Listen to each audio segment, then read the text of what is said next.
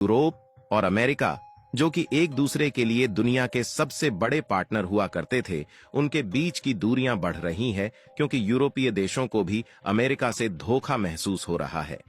अब तक यूरोप और अमेरिका एक दूसरे के सबसे भरोसेमंद पार्टनर माने जाते थे।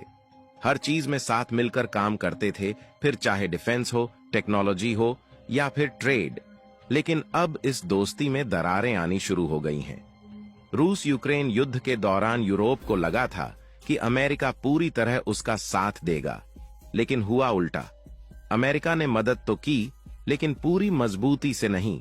अमेरिका का फोकस अब एशिया पैसिफिक और चीन पर ज्यादा है, जिससे यूरोप को लगने लगा कि वो सेकेंडरी हो गया है। अमेरिका ने हाल ही में कई यूरोपीय देशों के सामानों पर टैरिफ बढ़ा दिए, जिससे यूरोप की कंपनियों को भारी नुकसान होने लगा।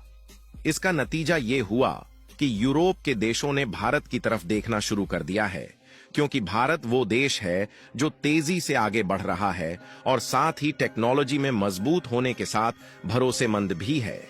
फिलहाल भरोसेमंद होना अलग बात है। अब तक हमने सुना था कि अमेरिका दुनिया का सबसे तगड़ा दोस्त है, जिसके साथ हर कोई जुड़ना चाहता था। लेकिन अब हालात बदल रहे हैं और डेनमार्क समेत कई यूरोपीय देश धीरे धीरे भारत को वही दर्जा देने लगे हैं जो पहले अमेरिका को दिया करते थे। मतलब सीधी बात कि अब यूरोप के देश भारत को अपना मजबूत पार्टनर मान रहे हैं, और इसी का सबसे तगड़ा प्रूफ है कि ये देश अब भारत से हथियार तक खरीदने की सोच रहे हैं। और हां, सिर्फ हथियार ही नहीं, बल्कि टेक्नोलॉजी और डिफेंस सेक्टर में भी भारत से पार्टनरशिप करने का प्लान बना रहे हैं।